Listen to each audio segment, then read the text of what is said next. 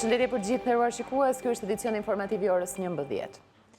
Këtë të njëjtë u mbajt në Tiranë protesta e qytetare 47 kundër qeverisë dhe kryeministrit Edi Rama. Pas grumbullimit në sheshin Skënderbej, mira protestues u zhvendosën drejt godinës së kryeministrisë në bulevardin Dëshmorët e Kombit. Pas shumë kërkesash në fjalimet e tyre, qytetarët ju drejtuan edhe Spakut, duke i kërkuar të hetojnë Edi Ramën dhe të arrestojnë Belinda Ballukun.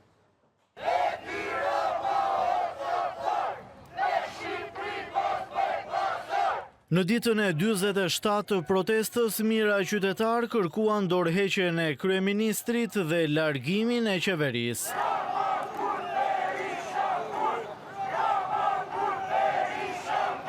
Një protestues listoi dështimet e Ramës dhe premtimet e tij të pambajtura, të cilat tha se janë arsye për të protestuar për largimin e tij. Para se të vinë në pushtet, tha u 24 orë, ku e ka?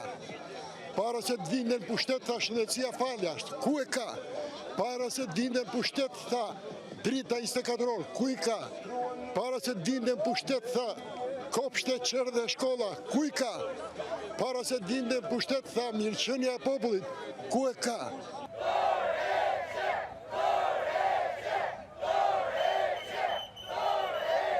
Aktivisti Edison Lika tha se kjo protest nuk ka asnjë grup përfaqësues dhe askush nuk do të hyjë në negociata me qeverinë, duke hedhur kështu poshtë zërat për një grup që përfaqëson protestën.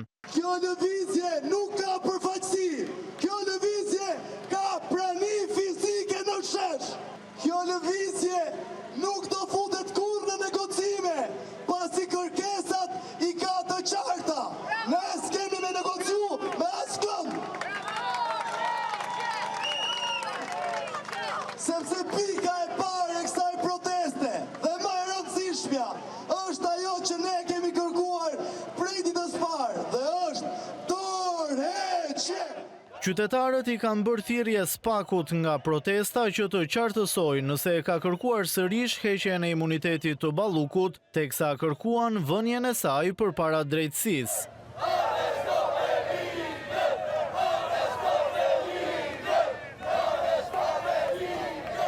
Ju lutem ta bëjnë të qartë dhe pa nënkuptime.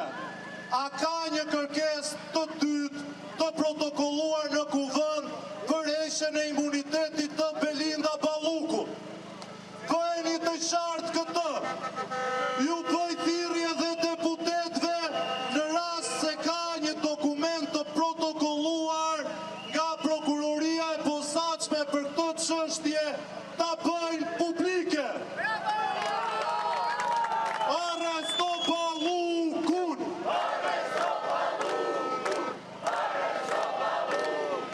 Po ashtu, qytetarët kërkuan që Spak të hetojë kryeministrin Rama si kreun e organizatës kriminale.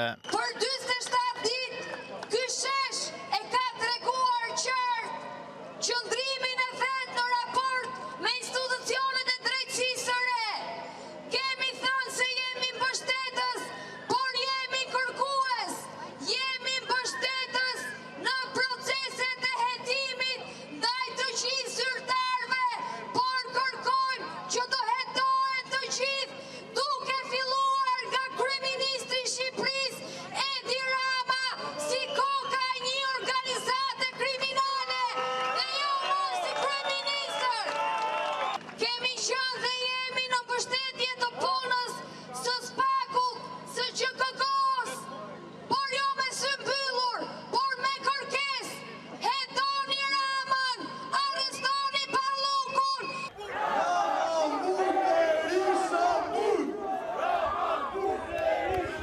Të veshur me pelerinat e diplomimit, studentët në një aksion simbolik hodhën kapelet e tyre përpara kryeministrisë.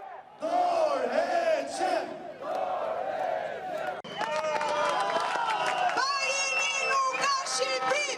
Barini nuk ka Shqipëri! Barini nuk ka Shqipëri!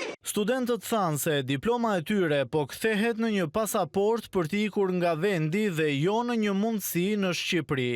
Jemi lodhur me diplomat tona që janë pasaporta për rrugët e Europës! A ky simbolik i së kapeles nuk tregon që ne nuk e duam arsimin.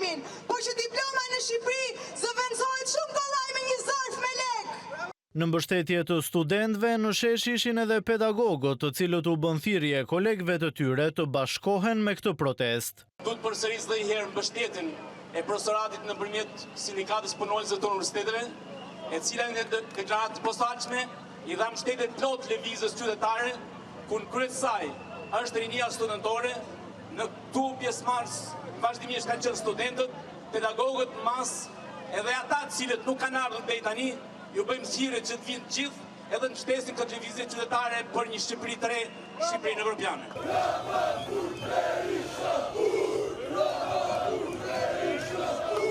Pas përfundimit të fjalimeve, protestuesit vazhduan me marshimin kilometrik në rrugët e Tiranës për të ftuar edhe qytetarë të tjerë që t'i bashkohen këtij revolucioni.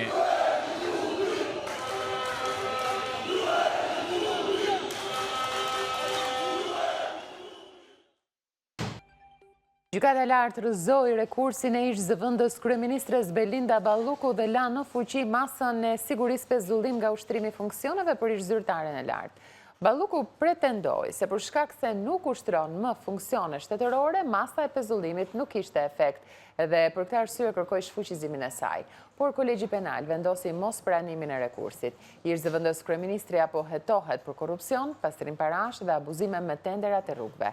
Ndaj saj është në fuqi edhe masa e ndalimit për të dalë jashtë vendit, ndërsa majoranca rrëzoi kërkesën e SPAK-ut për leje për ta arrestuar ish-ministren.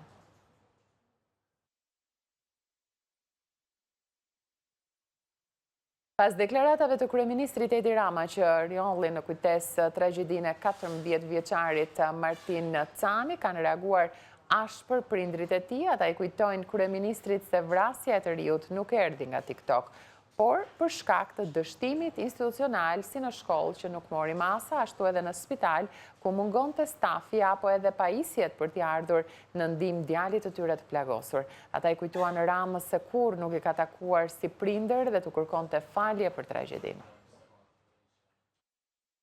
Familja e 14 vjeçarit Martin Cani ka reaguar ashpër pas deklaratave të fundit të kryeministrit Edi Rama, që risolli në kujtesë historinë tragjike të minorenit, duke e lidhur vdekjen e tij me impaktin e rrjeteve sociale. Përmes një deklarate, prindrit e Martin Canit dënojnë përdorimin politik të tragjedisë së djalit të tyre, duke refuzuar deklaratat propagandistike të kreut të qeverisë se prindrit duhet të ndihen të lehtësuar. Në reagimin e tyre, familjarët theksojnë se mbyllja e TikTokut ishte thjesht një justifikim politik, pasi vrasjet e të miturve në Maliq dhe Durrës dëshmojnë se krimi nuk dalet nga rrjetet sociale, por nga siguria dhe sistemi arsimor. Këto tragjedi tregojnë se rrjetet sociale nuk janë shkaku i vrasjeve, por dështimi i sistemit arsimor, mungesa e sigurisë në shkolla dhe papërgjegjshmëria institucionale, thuhet në reagimin e familjes Cani. Në deklaratën e tyre, prindrit e Martin Canit hedhin poshtë edhe projektet për vendosin e kamerave në përshkolla, duke i konsideruar ato si mjete propagande që nuk parandalojnë dhunën dhe nuk zëvendësojnë dot psikologët.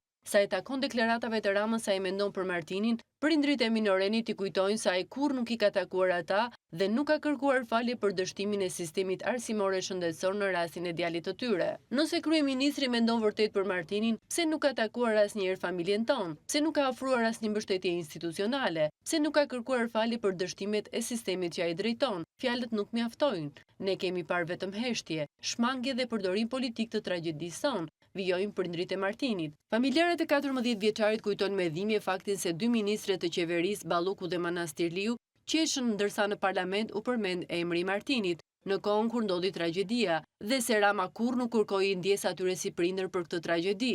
Ata denoncojnë se Martin Cani humbi jetën sepse në spitalin e traumës mungonte një kardiokirurg dhe pajisja etike zemër mushkëri e cila kushton më pak se një makinë qeveritare. Martini nuk kishte slogan politik, por një futbollist me ëndra që meritonte të jetonte, përfundon deklarata e familjes që kërkon drejtësi dhe përgjegjësi reale për ngjarjen e rëndë. Parlamenti ka vendosur të shtyjë mandatin e Komisionit Posaçëm Parlamentar për Reformën Zgjedhore me votën e 78 deputetëve të majorancës socialiste.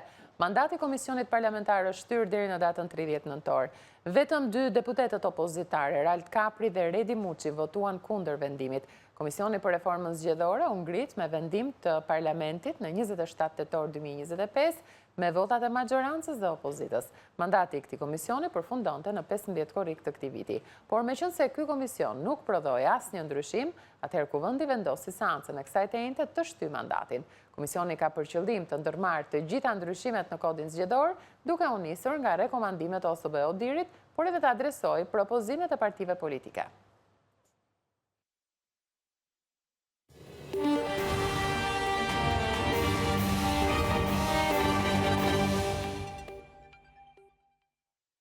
Përplasja mes qeverisë dhe kompanive të naftës ka përfunduar në gjykatën administrative. 8 operatorë kërkojnë 11.8 milion euro dëmshpërblim, duke pretenduar se metodologjia e bordit të transparencës u ka shkaktuar humbje financiare. 8 kompani të tregut të hidrokarbureve kanë paditur qeverinë në gjykatën administrative, duke kërkuar rreth 11.8 milion euro dëmshpërblim. Sipas operatorëve, humbjet janë shkaktuar nga mënyra e përdorur në përcaktimin e çmimit të karburanteve gjatë funksionimit të bordit të transparencës. Kompanitë pretendojnë se formula e përdorur për llogaritjen e çmimit nuk ka reflektuar koston reale të importit, pasi është marrë parasysh vetëm vlera e karburantit në vendin e blerjes, pa përfshirë penzimet shtesë si transporti dhe sigurimi deri në mbritjen e tij në Shqipëri. Sipas kompanive, në praktik ato kanë paguar një kosto më të lartë për sjelljen e karburantit në vend, duke krijuar humbje financiare. Një tjetër kundërshtim lidhet me mënyrën e përllogaritis së TVSH-s. Operatorët argumentojnë se ndërsa çmimi maksimal i shitjes është përcaktuar mbi një bazë më të ulët kostoje, detyrimet tatimore janë llogaritur mbi vlerën totale të importit, duke sjellë një kosto shtesë për kompanitë. Ato thonë gjithashtu se formula e miratuar në vitin 2022 nuk pasqyron më ndryshimet në treg dhe rritjen e shpenzimeve gjatë viteve të fundit, përfshirë inflacionin, pagat, sigurimet dhe kostot e tjera të operimit. Sipas kompanive të naftës, kjo metodologji ka ulur edhe marzhin e fitimit dhe ka krijuar vështirësi financiare veçanërisht për operatorët më të vegjël. Çështja tashmë pritet të shqyrtohet nga gjykata administrative. Çmimet e naftës janë rritur sërish ditën e fundit në bursat ndërkombëtare të nxitura nga përshkallëzimi i tensioneve mes Shteteve të Bashkuara dhe Iranit. Në Shqipëri nafta u rrit në 196 dhe në 198 lek për litër, duke kaluar lehtë kufirin e 2 eurove. Shqipëria vijon të ketë çmimin e naftës më të lartë në rajon, që sipas operatorëve lidhet me ngarkesën e lartë fiskale, ku gjysma e çmimit është taksa.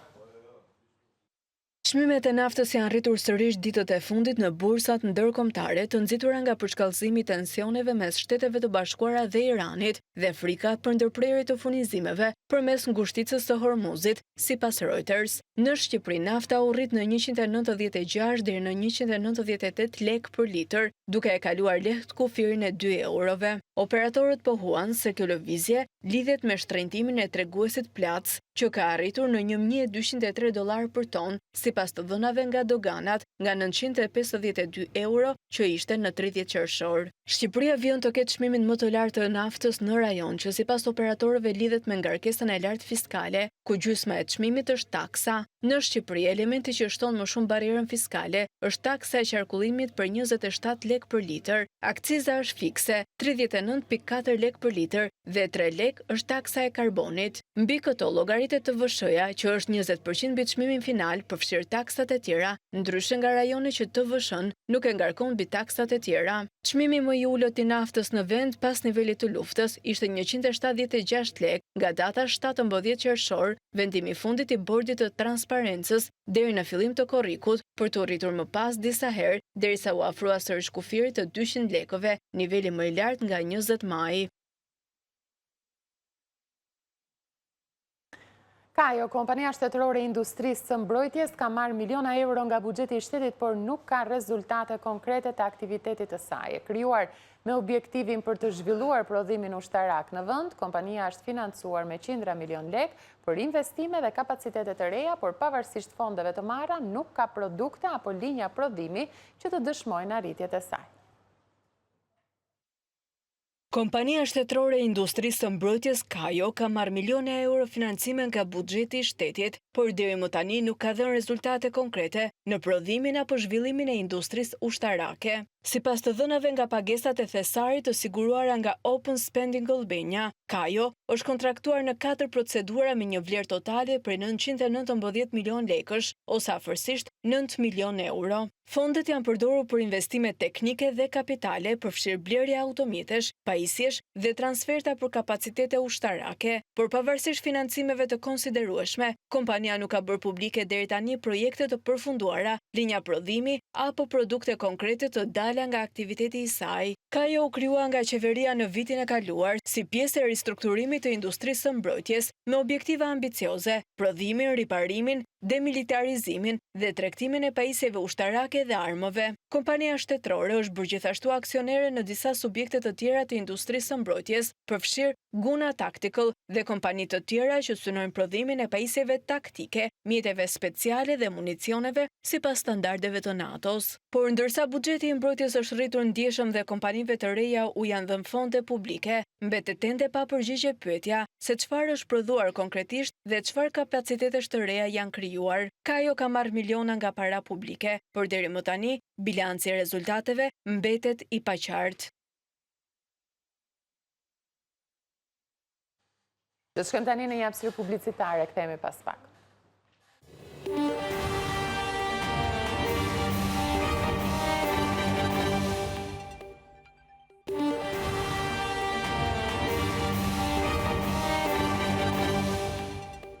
Rikthehemi pas hapësirës publicitare, një oficer policie është dhunuar mbrëmjen e së njëjtës në qytetin e Sarandës, ngjarja ka ndodhur në lagje numër 3 të qytetit, ku Mihal Velço, me detyrë oficer krimesh pranë komisariatit policisë Sarandë, është dhunuar nga disa persona. Velço ka qenë duke udhëtuar me motor, kur është fyer më pas ka nosur nga një grup personash. Më pas ta i ka zbritur nga motori dhe është përleshur fizikisht me ta. Rrethanat e ngjarjes mbeten ende të paqarta, por paraprakisht dyshohet për një konflikt të çastit dhe jo për një sulm të organizuar. Menjëherë pas njoftimit, forcat shumëta policie ka nisur një aksion në gjithë qytetin e Sarandës, duke kryer kontrolle banesash, lokalesh edhe mjedisash publike, ku janë shoqëruar disa persona të cilët janë marrë në pyetje. Deri tani nuk ka informacion lidhur me kapjen e autorëve të dyshuar.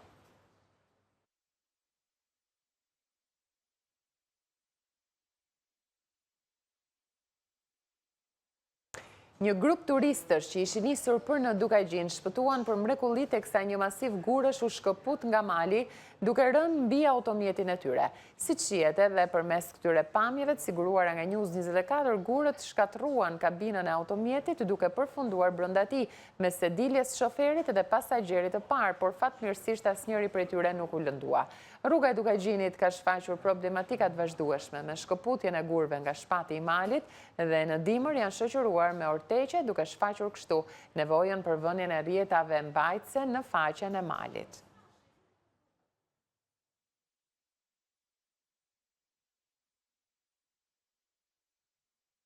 Një 19 vjeçar gjeti vdekjen në një aksident rrugës Elbasan Librazh. Aksidenti ndodhi pas ditën e së njëjtës në fshatin Mengël, kur 19 vjeçari Klement Balla, që dyshohet se po lëvizte me shpejtësi të lartë, humbi kontrollin e mjetit, i cili doli nga rruga dhe u përplas me barierat anësore. Nga përplasja e fortë, makina u dëmtua pothuajse plotësisht, ndërsa 19 vjeçari ndroi jetë në vendngjarje. Grupi hetimor në drejtimin e prokurorisë Elbasan vijon punën për zbardhjen e plotë të shkaqeve të aksidentit.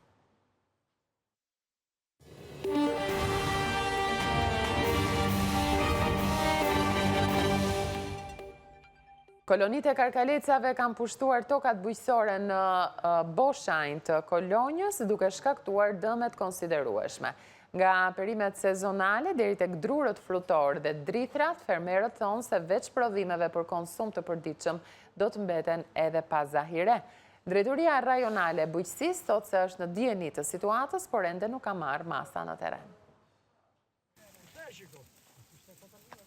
Banorët e fshatit Boshajn në Kolonjë ngrihen shqetësimin për dëmet e mëdha në bujqësi të shkaktuara nga kolonitë e Karkalecave, duke kërkuar ndërhyrje të menjëhershme nga institucionet përgjegjëse. Karkalecat kanë dëmtuar kultura të ndryshme bujqësore, ndërsa rrezikohen edhe vreshtat dhe plantacionet e lajthisë. Sipas tyre, fenomeni është përsëritur për të tretin vit e radhazi, ndërsa këtë sezon dëmet janë më të mëdha se në vitet e kaluara. Të tëre gjerat, më me jonde, më me të shera që kanë bje mistra tani, ka ju fasullin e mbaroj të tëre. I ka prishu, po ajo dhe për 10 dit nuk les në gje. Unë e Karkalici se kemi me këta të mbjell jonxhe dhe prodhime drithërat të tjera dhe asgjë nuk kemi për të futur brenda. Flim me Karkalici në vë, është në asgjë për gjeje, të tëre perimet, ikën. Nuk në kalem me patate, me speca, me kunguj, tani ka filluar flet në rushit. Po dhe lajthin. Unë kam 500 lajthi këtu. Demi do t'jetë kolosal. Prandaj duam ndihmë nga shteti. Fermerët shprehen se investimet e një viti të tërë po humbasin brenda pak ditësh dhe se spërkatit e kryera deri tani nuk kanë dhënë rezultat. Ata shtojnë se shumë familje rrezikojnë të mbeten pa prodhime për konsum dhe pa bazën ushqimore për blegtorin gjatë dimrit. Ku mund të gjeje zajrën e blektorisë të tëra se ne nuk duam na dy plenjë shpijemi, një bukë më 3 ditë duam të bëvlaj. Po këta të kenë tup të vinë angazhohen, vjen kryetari bashkisë këtu edhe tani nuk del fare. Ku do vëmë neve? Me një pension që kemi ne të vogël, të marrim zajre për blektorin, të marrim ushqime për veten tonë, apo për fëmijët. Nuk e dim se t'ja bëjmë. E thirrëm bashkinë, erdhi, ju bëri ilaç. Se çfarë ilaçi ishte o vëlla? A për të shumuar, a për të paksuar, nuk e kuptoj, se po t'ish për të paksuar, nuk të shumuar a ju të beshen në të barën. Pas ngritjes së shqetësimit nga banorët e Boshanjit në Kolonjë, News 24 u interesua për Drejtorisë Rajonale të Bujqësisë, institucion që është në dieni të situatës, por ende nuk ka ndërhyrë në terren. Kisha e Shën Nikolës në krutje të Lushnjës është drejt rënimit të plot, ndonse është shpallur monument kulture i kategorisë parë që në vitin 1967. Kjo kish nuk i është nënshtruar proceseve restauruese që prej vitit 1922. Prifti që shërben në këto objekt kulti bën thirrje për restaurimin e kishës që është më e vjetra në zonën e Myzeqes, pasi në të mbahen rregullisht shërbesa.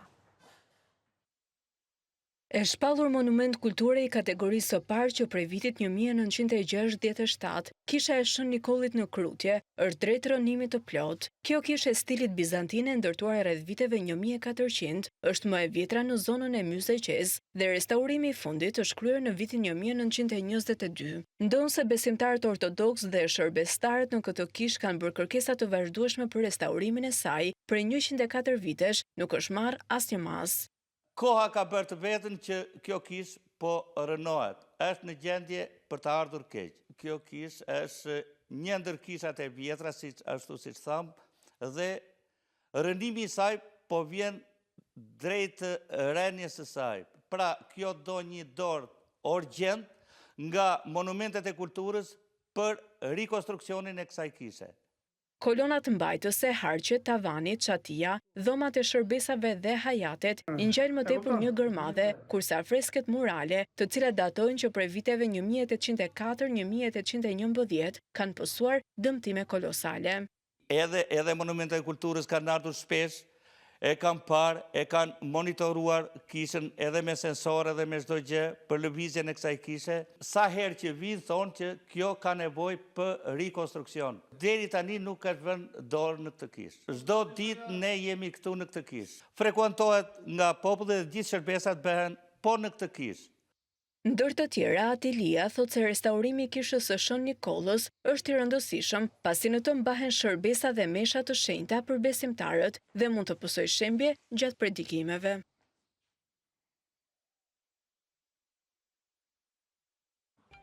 Me një shumicë prej 2/3, qeveria e Peter Magyar po e ndryshon kushtetutën e Hungarisë shpejt dhe rrënjësisht. Parlamenti hungarez votoi për ndryshimet e gjëra kushtetuese që detyrojnë funksionarë të rëndësishëm të sistemit të Orbanit të largohen nga postet, mes tyre presidenti Tamas Suljok dhe 4 gjyqtarë kushtetues. Kryeministri i ri i Hungarisë Peter Magyar dhe grupi i tij parlamentar kanë nisur atë që e quajnë operacioni purgator. Me një shumicë prej 2/3, qeveria e Magyar po e ndryshon kushtetutën e Hungarisë shpejt dhe rrënjësisht. Parlamenti hungarez votoi për ndryshime të gjëra kushtetuese që detyrojnë funksionarë të rëndësishëm të sistemit të Orbanit të largohen nga postet, mes tyre presidenti Tamas Suljok dhe 4 gjyqtar kushtetues. Peter Madjari kishte quajtur vazhdimisht kukullat e Orbanit presidentin Suliok dhe kryetarin e gjykatës kushtetuese Peter Polt, dhe që në fushat kishte paralajmëruar se do të kujdesej për shkarkimin e tyre. Nga ana tjetër, ndryshimet kushtetuese i sprapsojnë cënimet më të rënda të shtetit të së drejtës që Orbani kishte urdhëruar. Kështu, gjykata kushtetuese i rifiton kompetencat e saj fillestare dhe pavarësia e drejtësisë forcohet në tërësi. Kufizohet numri i ligjeve që mund të ndryshojnë vetëm me shumicë prej 2/3.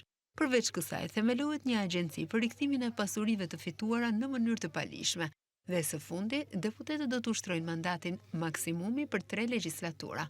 Do të ishte tradhti ndaj kombit hungares që të mos e preknim kushtetutën e tanishme, sepse ajo është dokumenti bazë i Cosa Nostras, sistemit mafios që kishin ngritur partia e Orbanit Fides dhe partia e vogël popullore Kristiano-Demokrate e lidhur me të, u shpreh kryeministri Peter Madjar. Për presidentin hungares Tamas Suliokun, tani ekzistojnë 2 mundësi. Ai mund të nënshkruajë ndryshimet kushtetuese brenda 5 ditësh dhe kështu të vulos largimin e vet nga posti. Nëse e zvarrit nënshkrimin, qeveria e Peter Madjar mund të synojë një procedurë shkarkimi. Atëherë, automatikisht do të merrte përkohësisht postin e presidentit kryetarja e parlamentit Agnes Forsthofer dhe do të mund t'i nënshkruante ndryshimet kushtetuese, të cilat më pas do të hynin në fuqi. Presidenti Amerikan Donald Trump ka risjell në vëmendje akuzat ndaj Kinës për ndërhyrje në zgjedhjet e vitit 2020, ku ai humbi garën ndaj Joe Biden. Ai theksoi se po deklasifikonte materiale që do të zbulojnë dobësi rënditëse në infrastrukturën zgjedhore të Shteteve të Bashkuara. You have to trust your country because if there can be no trust, Presidenti Amerikan Donald Trump deklasifikoi të njëjtën dokumentet që ai tha se tregonin ndërhyrjen kineze në zgjedhjet e SBA-s, duke risjellë në vëmendje sulmet e tij ndaj sigurisë së zgjedhjeve, pavarësisht një vlerësimi të inteligjencës amerikane që nuk gjeti prova se Pekini ndikoi në votimet e vitit 2020 që ai humbi. Njofton Reuters, fjalimi 25 minutësh nënvizoi përpjekjen e Trumpit për ta bërë sigurinë e zgjedhjeve një çështje qendrore politike përpara zgjedhjeve të mesit të mandatit të nëntorit, ku republikanët duhet të mbrojnë shumicën në Kongres. Trump tha se materiali deklasifikuar do të zbulonte dobësitë rënditëse në infrastrukturën zgjedhore të SBA-s. Presidenti u shpreh se po deklasifikonte informacion të ndjeshëm që tregon se Kina kishte zotëruar në mënyrë të palishme 220 milion dosje të votuesve amerikan, duke përfshirë emra, adresa dhe të dhëna të tjera. Ai pohoi se anëtarët e komunitetit të inteligjencës amerikane fshehën qëllimisht informacionin në lidhje me shkallën e aktiviteteve të Kinës. Fjalimi erdhi në një moment politik sfidues për Trumpin dhe republikanët për shkak të luftës në Iran dhe çmimet e larta të energjisë. Presidenti amerikan përmendi shkurt luftën në fillim të fjalimit, duke thënë se SBA-ja po fitonte fuqishëm, ndërsa renditi një sërarritjesh të brendshme duke përfshirë uljen e taksave dhe goditjen e tij ndaj emigracionit, përpara se të kalonte te siguria e zgjedhjeve.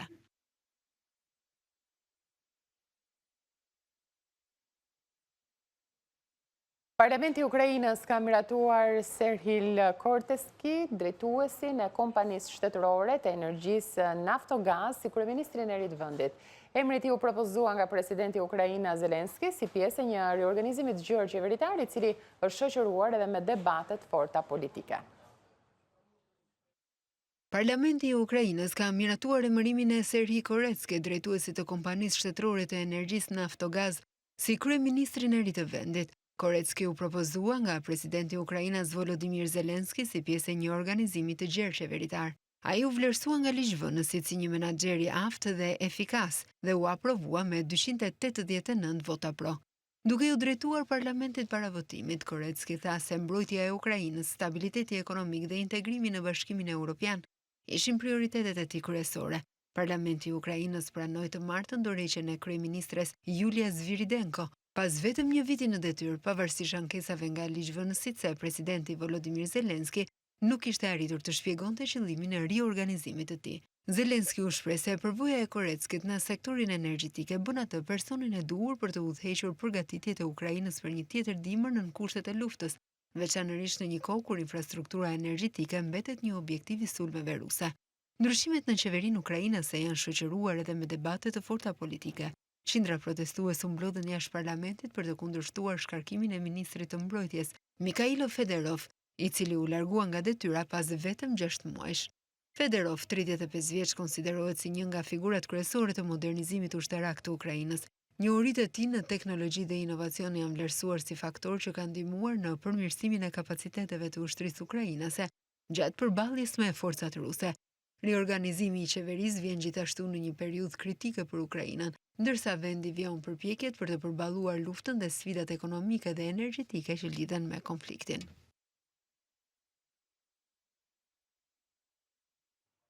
Ishte edicion informativ i orës 11 në News 24, për më gjurë juftëm klikoni në balkanue.com për lajmin më të fundit, gjithashtu mund të në ndishni edhe për mes live streamit, si në kanalin tonë zyrtar në YouTube, News 24 Albania. Ju falenderoj për vëmendjen tuaj.